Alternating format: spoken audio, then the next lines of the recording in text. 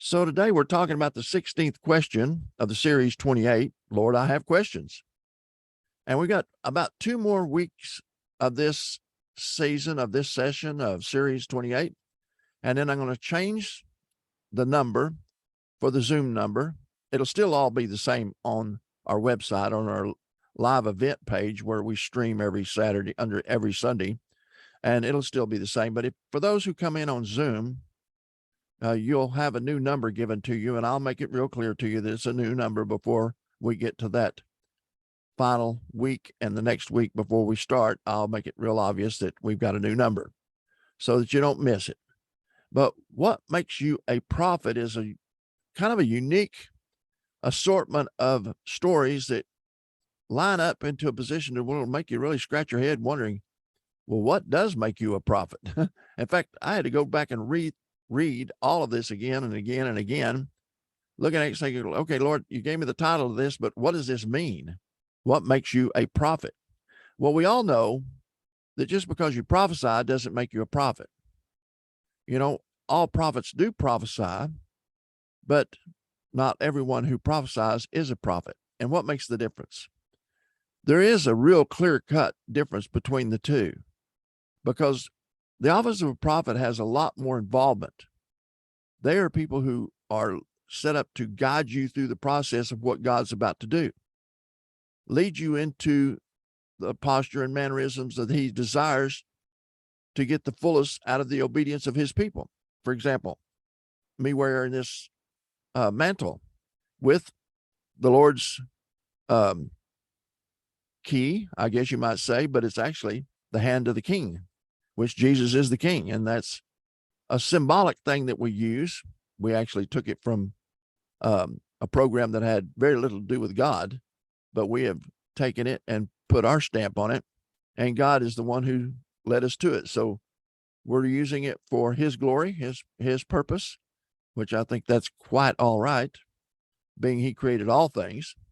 And we'll see that there are things that are happening even now that might send a lot of people scurrying about trying to do something to protect themselves and not really find any protection whatsoever, because the only protector is the Lord himself. And the way he protects us is through a lot of different ways. One of them being the angels, one of them being the scriptures.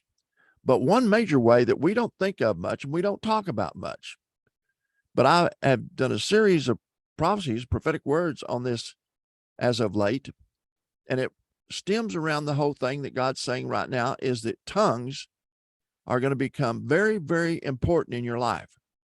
Praying in the Spirit, talking in tongues, speaking in that unknown language until it becomes known.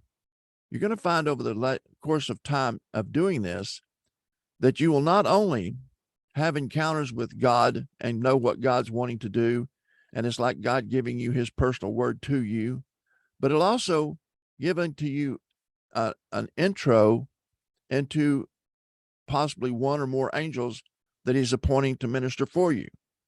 And that too, I will be writing more about as we go forward. Hopefully that won't be too long out there, because I'm trying to touch on various chapters of the book that we're putting together to give you some insight into how you can locate different topics of interest that might be helpful along your journey. But why is God making such strong emphasis on tongues? You know, before the Tower of Babel was destroyed, there was one language amongst all nations of all people. And then God tore the Tower of Babel down because they were going to build a tower to God, and he tore it down, and then he scrambled their languages, and everybody was learning different language. They could not speak the one language anymore. But I'm telling you, God has made it, not only revealed it to me, but to other ministers, that he's about to bring breath back to that heavenly language, to where we will be speaking a language that is not known by the world at all, in a method that is not by physical means or natural ways at all. I mean, you could be praying in tongues and be communicating to somebody clear on the other side of the world, but not on the phone, not through email, not through any course of action that requires anything of this earth or this world. It's strictly heavenly. And it is interpreted in that way that God will give you the ability not only to be able to communicate with others, but also he will begin to communicate to us. And that brings us to the vision that was given some time ago about everybody gathering in one location, and the Secret Service agents were scrambling, trying to find out how we all came together, because they were not able to detect this information going out to send us to a location. Well, how did you do this? You might remember that vision I had that I spoke of some weeks ago. But the point is God's making that now a reality, to when he begins to speak to all of us who speak in his language, will know his language. So we're all going through a linguistic change that is a heavenly language, but you got to start somewhere, and you must start just by learning to begin to speak like a little child with childlike faith, and begin to just act like you're speaking a language that you don't know, but you're speaking it emphatically until it kicks in and you begin to hear something that's not coming from your own thoughts, but is coming from your spirit, where God lives within you. And if God lives within you, can he not speak through you? Your mind is usually what you speak with, but you can also speak with what's in your spirit. That might not seem like a new concept, because it's not. It's actually biblical. And maybe we'll get into that too one day. But today, we're talking about what makes you a prophet. A prophet must go through a series of events in life in order to help shape, mold, and perform in a manner that is pleasing unto the Lord. And I say perform because it's all about obedience. But you have to obey God in the way he wants you to do it, not the way you want to do it. But with that said, let me get started here today so we can get on to the message. I do not know anyone that ever really wanted to be called a prophet, or planned on walking in the office of a prophet, or wanted to major in being a prophet. When God calls you to be one of his prophets, you immediately think that he has the wrong number. You've got me in wrong, Lord. You got to pick on somebody else, especially if you have no idea what a prophet of today is supposed to look like.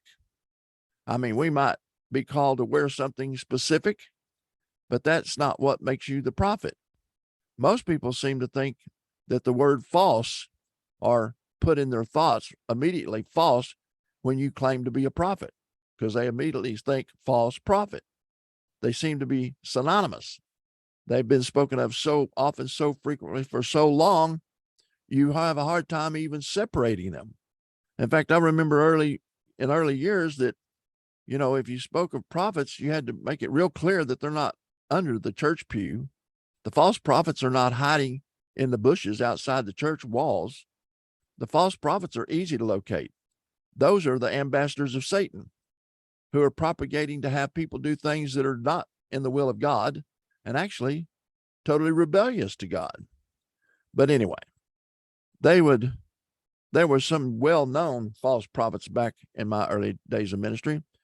David Koresh and Larry Jones or Jim Jones it was. And there was others, many others. So it was really challenging to have God call. In fact, I remember one time God says, why don't you tell people you're a prophet?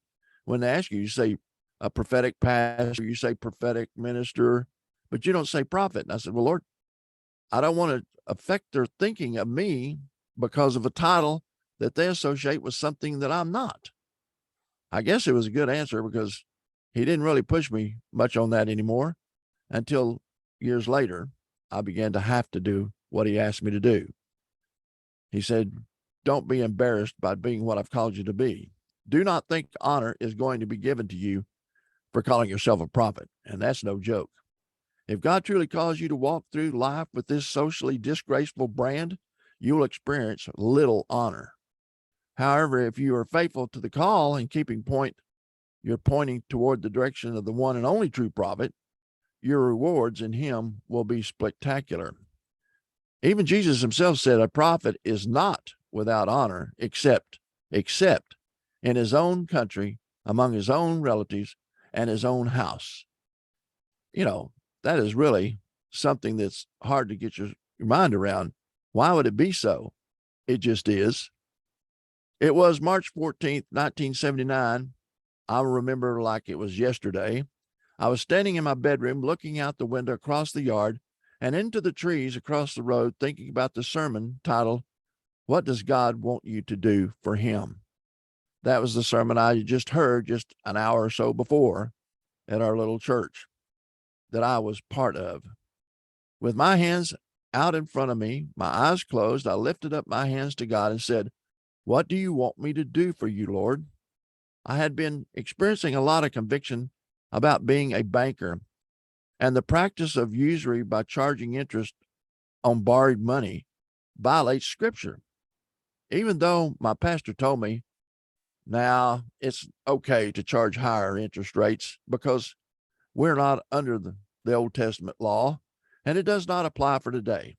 Well, my heart was not satisfied with his answer. I received from my pastor, that was his summary, and I just wasn't swallowing it. For it says in Ezekiel 18, verse 13, if he has exacted usury, which is interest, or taken increase, shall he then live? He shall not live. If he has done any of these abominations, he shall surely die. His blood shall be upon him. Well, that didn't sound good to me, and it was really bothering me. But remember, I didn't really want to be a prophet. At the time, my oldest daughter was only 1 year old. We lived in the country in the modest home I had built for my little family. I was in my 7th year of banking, and on the weekends and holidays, I worked on a ranch for my father-in-law, who also was my best friend. My life was great in a lot of ways, but something was missing. I was really involved in our little old country Baptist church and wanted more of God, but didn't know how to get closer to Him. It is for this very reason that I was crying out to Him, asking what He wanted me to do for Him. While I was in the middle of asking Him, He spoke. Read Ezekiel chapter 33. I opened my Bible into the scriptures and began to read. The more I read, the heavier the burden felt upon me. When I read the verses 33, it was as if my hair stood straight up all over my body. Bewildered, I reread the verse about 3 or 4 times because I was totally perplexed, not understanding at all what this was all about or what to do. Indeed, you are to them a very lovely song of one who has a pleasant voice and can play well on an instrument, for they hear your words, but they do not do them. And when it comes to pass, and it will, then you will know, they will know, that a prophet has been among them. Ezekiel 33, 32, and 33. So here we are. We're stuck. This is what he's saying. I want you to be a prophet. What in the world is that? I don't know. I don't know any prophets. All I could see in my mind was me with a long beard, honey dripping down it, wearing a camel skin garment, and locust legs hanging out of my mouth. Snapping out of these thoughts, I began to focus on a more modern version of what I might look like. And the picture did not give me any comfort either. I saw myself standing over an old wooden pulpit, wearing an old moth-eaten sport coat, speaking some dry word. None of the above appealed to me, and I stayed on my course as a banker. As I asked myself, why do you want to be called a prophet anyway? God is so gracious. Even when we turn our backs on Him and go our own way, He continues to bless us along our rebellious journey. The fact is, He graced me with an anointing for making money for the bank. And by the time I was 32 years old, I was offered the position as the bank's president and CEO of the bank's holding company, which owned a total of 4 banks and an insurance company. It was unheard of for someone my age with no family connections to be placed in such an honorable position in the community. At least once a month, my name and picture were in the newspaper. And a couple of times I was on the local television news announcing the success of another new business development or community project. Life was good. I was blessed with an expensive executive car furnished by the bank, a new home on acreage with a swimming pool, in partnership with lawyers and mega millionaires, part owner in a twin-engine Beechcraft Air 360 aircraft, a hunting and ski lodge, and the list goes on. Then one Sunday, the preacher made a plea with the congregation. The church was in a financial bind, and he was asking for help. I did not give it too much thought. Then a few days later, as I was speeding back to the bank after staying away too long while at a business luncheon, coming up to the four-way stop sign, I was forced to look toward our church sitting on the corner of the intersection. That is when God asked me, will you give my church $75,000? Within myself, I said, Lord, you know I don't have it, but if you show me the way, I will sell whatever I have or do whatever you ask, and I will give the money to the church. I had been working to put a shopping center on some land that was across the road from the bank. But the elderly lady who owned the property had already turned me down, saying the property had been in the family for many years and she wasn't going to sell it. Well, God put it in my heart to go to her and ask her again. I mean, this is all in the same day. I really did not want to, for she was very emphatic about not selling the property. However, I had to obey. As soon as I knocked on her door, she invited me in and said she was waiting for me to come back. Then the lady proceeded to tell me that she didn't know why, but she wanted me to have the property, and I did not have to pay the $100,000 up front, but offered that I pay $6,000 today and make an agreement that once I had the shopping center approved, I would pay her the balance. 3 weeks after the contract was signed, the state highway department made an announcement that they were going to expand the lanes that fronted the property on both sides, making it a major intersection. It was a major intersection in the city. Well, if you know anything about traffic counts and land appraisals, the value of the property I had just put under contract went from $100,000 to $300,000 in value in just 3 weeks. God had blessed me with more than enough to give his church $75,000. About this time in my life, I had a lot of things going my way. However, I was young and thinking more of myself than I should have. As time went by, I got busy with all kinds of investments as the economy was taking a turn for the worse and everything was coming apart at the seams. My health also began to suffer. In August of 1986, I had to have back surgery. Just 4 months later, I was back in the hospital with double pneumonia, and the doctors thought I might have cancer in my kidneys. As they prepared to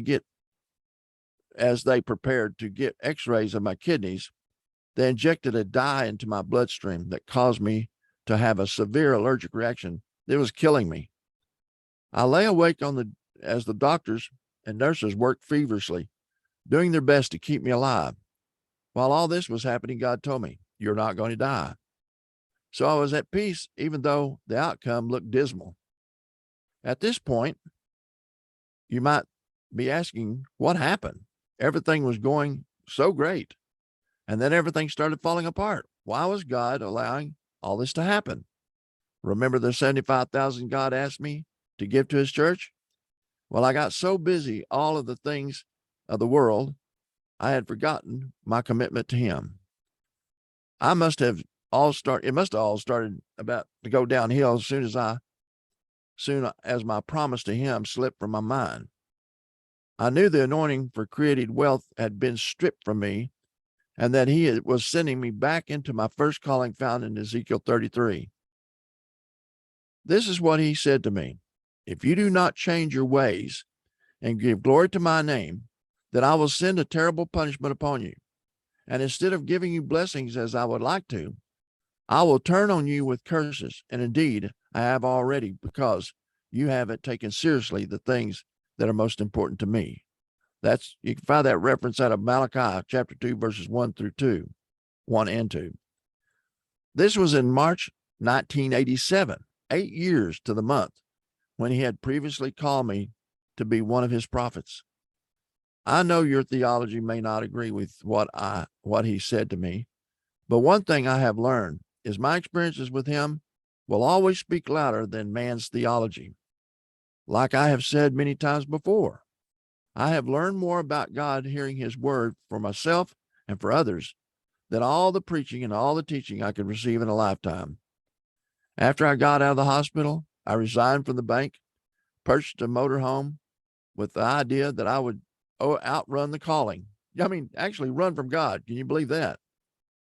You see, I still did not want to be a prophet, and I thought I could just get away and everything would change. I was living the life of Jonah. I was about to experience being swallowed up into the belly of a whale of trouble. Everywhere I went, every friend I called on had turned away from me as if I had been thrown out of the boat. It was just a matter of time, and I would be counting the ribs on the inside of that massive fish. Being called of God is not surrendering to his call, and not surrendering to his call is not a very smart thing to do. I'm sure you would not have taken that path I chose. If I knew then what I know now, I would not have been so foolish. The truth is, I regret not following the call of God when he first called me. So be it. Amen. Now you can understand.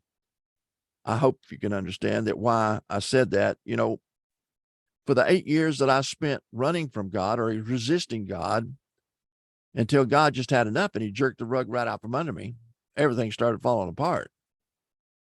You know, it all had stemmed from one act of disobedience. And that's one thing about a prophet that most people don't have laying over their head. When you're a prophet of God, you got to do exactly what God says. I mean, you're going to mess up sometimes, sure, but it's going to cost you. It's not something you can just take lightly. And it brought me to a place to where whatever God told me to do, I would do it. And he will test you in that, because he will test you to the point to see how far you will go. He might even ask you to put your life on the line. And you might think, well, that's a little too much. Well, is it? What did he do for us? He definitely put his life on the line, and more so. He paid the ultimate price in the bowels of the earth, in the pit of sin, and hell itself. He went and took the keys to the kingdom of heaven and hell and restored back unto us what God intended to have us to have back in the days of Adam and Eve. We have so much available to us today in the spirit, but we need to recognize the difference between the spirit and the natural. One thing about the prophetic, you can be pathetic in trying to be prophetic. And I see that a lot, but it's not something you can do on your own. If you're not doing it by what God says, then it's going to come out stinking pretty bad. But if you do what God says, no matter what it is, no matter what the cost, the rewards are out of this world. And those things are what we're doing now, is making a collection of all those events that have occurred over the past 34 something years, almost 35 years now, and put those into a format to where you can follow through, look through, find it not only as a measure of being able to inspire yourself, but also to be able to share with others of things of God. I have one next Sunday that's coming up that'll show you what it can be like just to share the testimony. We know people by their testimony, and by their testimony, we know where they're at with God. And you will see that God will even create things within you when you let him do it, not yourself. Don't try to figure it out. Just let him do it and follow his lead, and everything will work perfectly. Everything will fall in place. And when it's not falling in place, you better get your ears, antennas up. You better get your thoughts on him and him only, and start finding out why. And when you find out why, you'll know what to do different next time. That's how we learn. At least it should be, if we learn anything at all. And I hope you learned something today. I want you to be a part of our book project, The Prophets, Memoirs and Testimonies. And a lot of people are included in this. A lot of people have been involved. You know, I can't say these are just testimonies of me. That'd be impossible. All I've been is an instrument of God. I've been used of God, yes. But the maximum return has come to his people. And a lot of people who have been part of our gatherings, some of them have been roadies on the road with us, going from one place to another. Some have gone to other countries with us. I mean, we've had people who have been working behind the scenes that probably no one will ever know, but God knows, and God's rewards are waiting for them. May you be blessed this day. Let God take care of your problems and just seek him in joy and happiness. And please start today, make a commitment to pray in the Spirit at least once every day for as long as you can until you run out of words. And that's when it really gets good. So be blessed, and we'll let God take care of the rest. So be it. To all, a good day.